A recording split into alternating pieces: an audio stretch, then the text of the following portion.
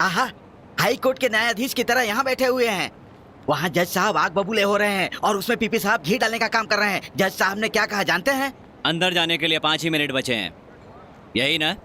आहा, सारी बातें सुन ली हैं आपने, फिर भी यहाँ आराम से बैठे हुए हैं। चलिए ना सर।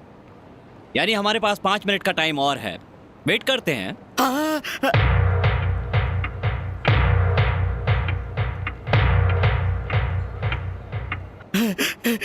सर चलिए ना सर, टाइम हो गया सर। अभी 1 मिनट बाकी है।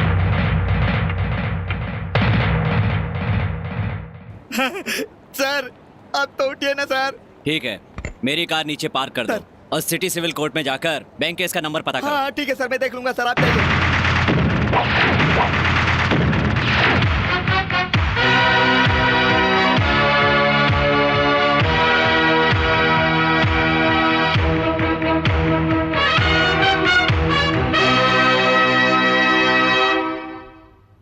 Sorry for the delay your honour.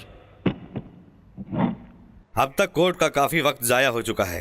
PP ji. Your honour, हत्यारन रागिनी ने अपने पति की हत्या करने के लिए उस दिन पूरे 2 घंटे का प्लान बनाया था। अपने पति पर मिट्टी का तेल डालकर उसने उसे बेरहमी से जलाया। उसने जो गुनाह किया है वो सारी नारी जाति के लिए अपमान की बात है। योर ऑनर, इस गुनाह को साबित करने वाले सारे गवाह आप सुन चुके हैं, पर इस केस में बहुत प्रधान और जरूरी गवाह वॉचमैन राघव को मैं बुलाने की इजाजत चाहता हूँ। राघव, राघव, बताओ राघव, मार्च 10 तारीख को क्या हुआ था? जुल्म हुआ साहब। इसने अपने पति पर किरासन तेल छिड़की। वहाँ उसका पति बचाओ बचाओ कहकर चिल्ला रहा था साहब जी। मैं दौड़ता हुआ गया साहब जी। इसका पति आग में लिपट चुका था। चिल्ला चिल्ला कर दम तोड़ दिया साहब जी। That's all your honour. Defence. हत्या 10 मार्च को हुई। जी साहब जी। किस वक्त हुई? ठीक रात के 7 बजे साहब जी। 7 बजे? हाँ। इतना करेक्ट कैसे बता सकते हैं? जब मैंने चीख की आवाज सुनी तब मैं टीवी पे समाचार देख रहा था। समाचार सुन रहे थे? हाँ। अच्छा ये बताओ, उस समय रागिनी ने कौन से रंग की साड़ी पहनी हुई थी?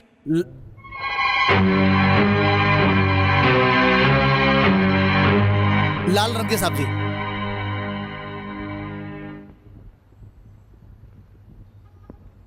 तुमने मुझे ध्यान से देखा? देखा। अच्छे से देखा क्या? देखा साहब जी। मेरी दाढ़ी बढ़ी हुई है या नहीं? बेकार का सवाल है, दाढ़ी से इस केस का क्या संबंध? संबंध है PP ji. I will prove it your honour. Objection is overruled. Thank you your honour.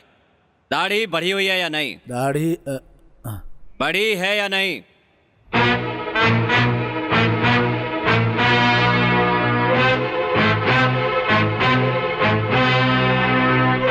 नहीं है साहब।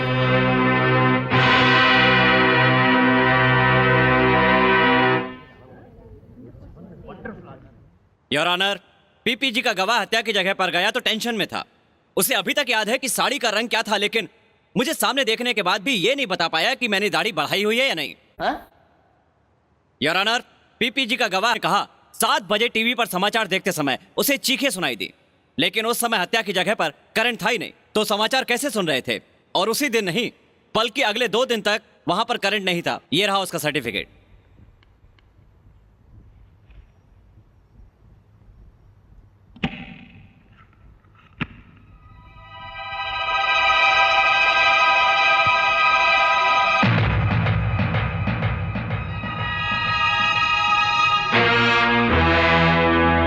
What is this mister Rakesh?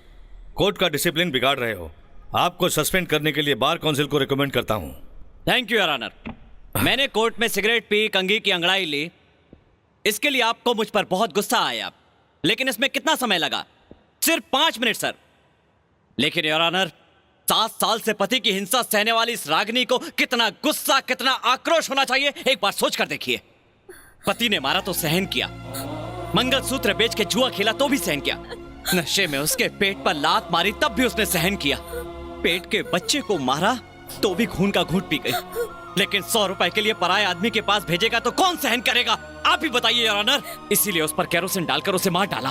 इसका अपने पति को मारना पूरी तरह जायज है। ये मर्डर एक सोची समझी साजिश नहीं था, बल्कि एक लाचार औरत का अपनी इज्जत बचाने के लिए उठाया गया कदम था। हमारे पीपी साहब ने बताया रागिनी ने बहुत बड़ा प्लान बनाकर अपने पति को मारा। इतनी सहनशील औरत प्लान क्या बनाएगी? गुस्सा आ जाए इतना ही बहुत है। योर ऑनर, मैं जानबूझकर कोर्ट में 5 मिनट लेट आया था।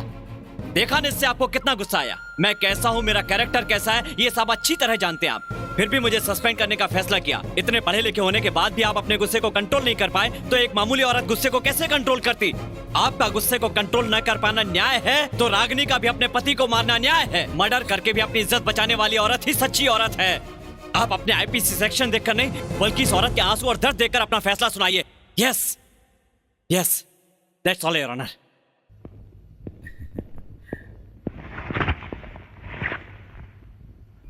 राकेश की बातें सुनने के बाद मेरा अनुभव ही मेरा मजाक उड़ा रहा है।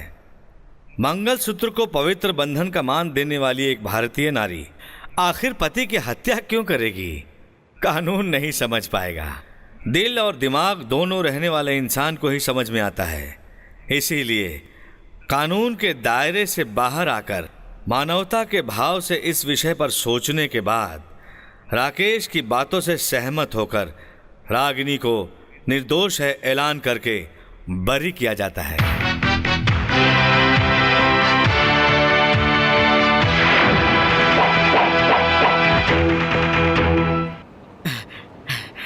जिस काम के लिए गए थे हो गया? हाँ हो गया सर।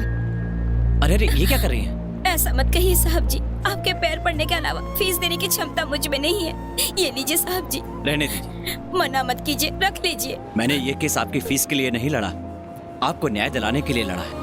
नमस्ते। साहब जी बिना फीस लिए चले गए, यही ना? देखो बहन, कुछ लोगों के लिए नोट एनर्जी है, कुछ लोगों के लिए एलर्जी। जरा ये नोट मुझे देना।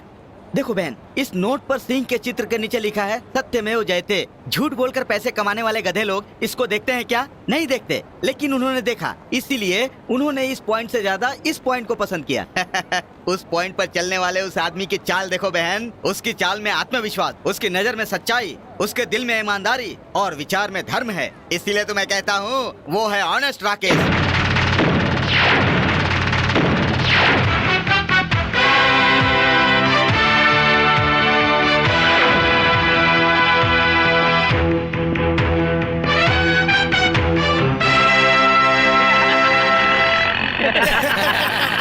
क्या बात है यार, हार दिया, समझ गया मैं। आखिर में झूठा बयान देने में तू नंबर 1 है, ये साबित हो चुका है यार। क्यों?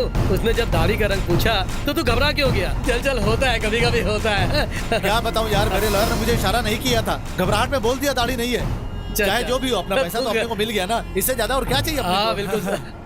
और क्या? चल इधर। क्या है? अरे क्या कर रहे हो? कोर्ट में झूठ क्यों बोला तूने? बोला तो क्या हुआ रे? मार क्यों रहा है मुझे? फिर कभी झूठ बोला तो तेरे बाप को भी मारूंगा। क्या रे? क्या रे? मेरे दोस्त को क्यों मारा तूने? क्या रे? तेरी बहन, तेरी बेटी, तेरी माँ की ये हालत होती तब भी ऐसा ही झूठ बोलता? वो मेरी मर्जी। क्या बोला रे?